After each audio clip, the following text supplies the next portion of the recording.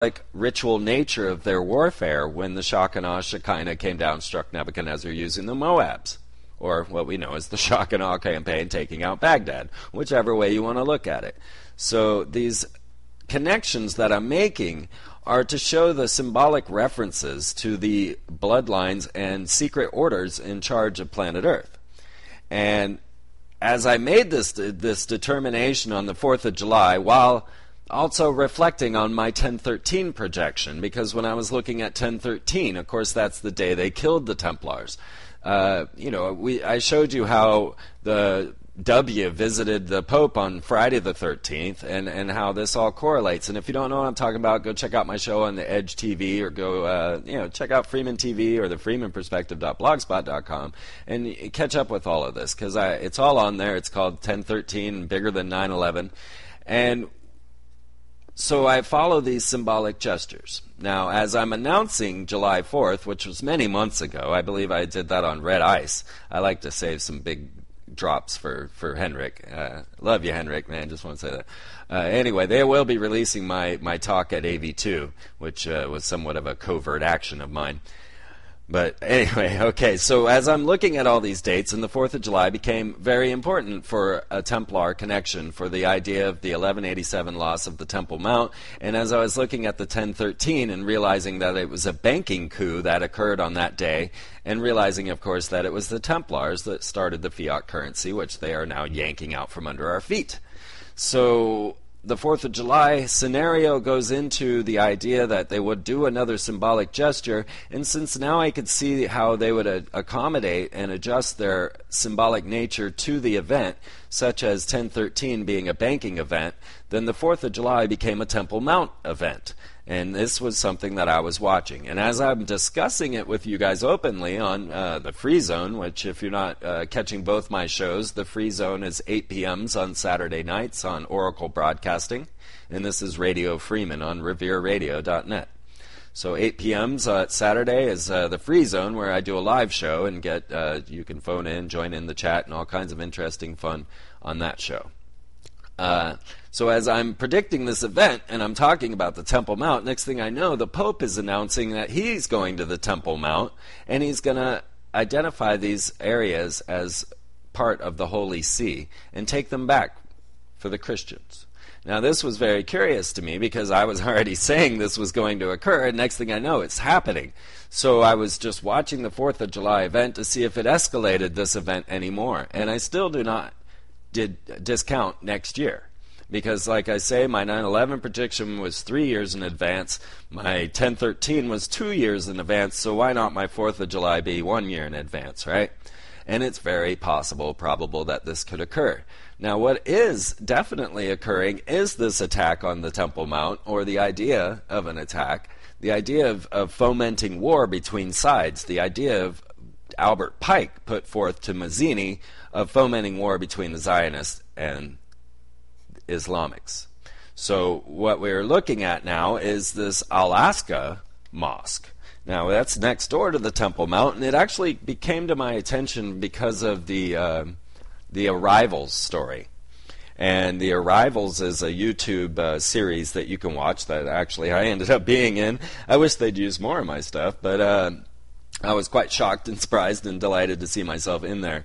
But what it is a Muslim take on Freemasonry, and so they have very interesting points. I love the way they express the idea of the jinn or the genie that is always offering you the gift but never you receiving it, that it's always just a vision right in front of you. So yeah, their ideas on that are fantastic. I really, but as far as the rest, I don't prescribe to any religion, and I can't say, well, this one's right and that one's wrong. And so on those levels, I just kind of ignore that stuff. But the information's there. And so they were there looking at the idea that it wasn't the Temple Mount, where, of course, they worship an extraterrestrial rock. Let's not forget that. The Stone of Jacob, is it not? Or it's a meteorite, folks, It's an extraterrestrial bolide, which have now become classified top secret. But that's another story. So the Alaska Mosque is one that has been having its sights, the Zionists have their sights on this mosque. And that was brought to my attention, so I added it to my ideas on the Temple Mount so that I could watch it as well, because I had not been really watching that very closely. Now realize that the Pope visiting the Dome of the Rock is the first time ever a Pope has ever been there. So there are a lot of firsts going on, and so my ideas and what I'm witnessing and what I'm talking about are current. They are relating to today's reality. And this, of course, is going to take me to the Ark of the Covenant story and a few other interesting retractions, but let's get to this. So an Israeli minister visits the Temple Mount, and he's an internal security minister, and he made an unannounced visit to the Temple Mount compound. He entered the Al-Aqsa Mosque during his 2-hour tour to review police positions in the volatile area. The spokesperson, who is a member of the right-wing, I'm never going to be able to say these things, Israel Benidu party, told Reuters that the visit was coordinated by the Muslim Waqf, which is charged with caring for the site.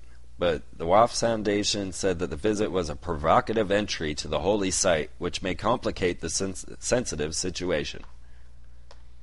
Now, some are claiming that a visit to the Temple Mount 9 years ago by Ariel Sharon, when he was candidate for prime minister, sparked the second Palestinian intifada. So what we're looking at is the foment of a holy war, right? And so there are these, according to the rivals, they're digging under the Al-Aqsa Mosque, that they are then sending in secret agents. They sent in police officers that were then in plain clothes, and they ended up kidnapping 3 Palestinians. I'm always looking up these notes while I'm talking, but they took in 3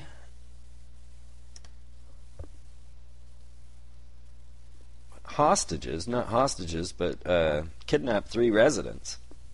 So when these Israeli soldiers broke into the Al-Aqsa Mosque yard, they kidnapped 3 Palestinians. And local sources in Jerusalem report that Israeli soldiers and security men broke into the yard of the Al-Aqsa Mosque, and this is July 3rd, in the prayer area, and kidnapped 3 residents, including a reporter.